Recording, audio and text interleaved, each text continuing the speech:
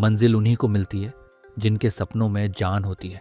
पंख से कुछ नहीं होता, हौसलों से उड़ान होती है। इसी कहावत को सच कर दिखाया है मुंबई में रहने वाली प्रभावती ने। दरअसल 65 वर्षीय प्रभावती ने 10वीं की परीक्षा में 52% हासिल कर इस कहावत को सच साबित किया है। महाराष्ट्र स्टेट बोर्ड की ओर से कल 10वीं के एग्जाम का रिजल्ट जारी कर दिया गया, जिसमें से मुंबई के सांताक्रूज इलाके में रहने वाली 65 वर्षीय प्रभावती और उनके 15 वर्षीय पोते सोहन नितिन जाधव ने एक साथ 10वीं की परीक्षा दी।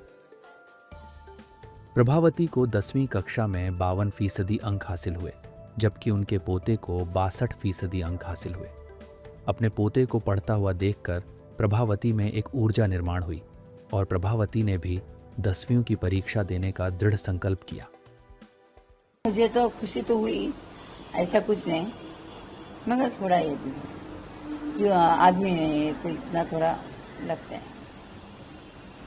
और अच्छा लगा मुझे। मेरा बड़ा वाला पोता है ना, वो पढ़ता था, मुझे वो अभ्यास पढ़ता था ना, तो उसको देख के ना मुझे ऐसा लगा कि कभी उसको मैंने दिया समझो कि प्रथम तुम पानी पी लो, तो उसका ध्यान उधर में नहीं था, ना खाने पे ध्यान रहता था ना किधर भी। तो हम उसको बोलते थे तुम खाना खा लो ये, मगर फिर भी उसके हाथ में किताब था।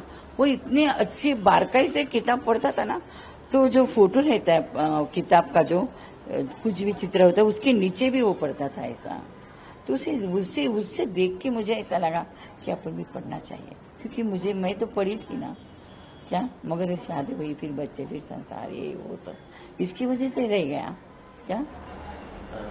जिम्मेदारियां जो है वो खूबी निभाई है आपने। हाँ। जिंदगी में हमने देखा, अब एक नई उपलब्धि भी हासिल की है। कितना कठिन रहा है कि घर की जिम्मेदारियां, बहुत कठिन, पढ़ाई, बच्चों को पढ़ाना, उसके बाद खुद भी पढ़ना, कैसा रहा?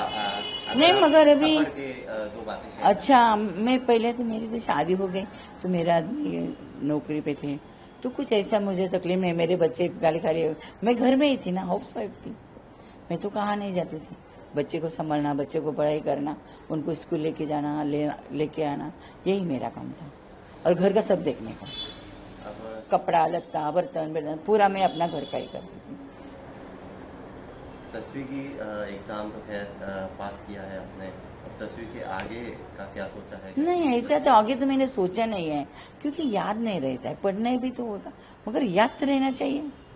बड़ी मुश्किल ब्लैंक हो जाते पेपर में दे जाते जाते, फिर और फिर पेपर में गई ना, तो आजू बाजू के बच्चे भी, वो तो 10वीं में रहते हैं, उनका तो अच्छा पढ़ाई रहता है और उनका माइंड भी साफ रहता है, मगर कुछ बोला ना उनको, अरे इसका ऐसा, मुझे ऐसा धीरे से भी ऐसा अपन करते जरा थोड़ा, तो फिर वो कुछ नहीं बोलते, गलत बताते हैं।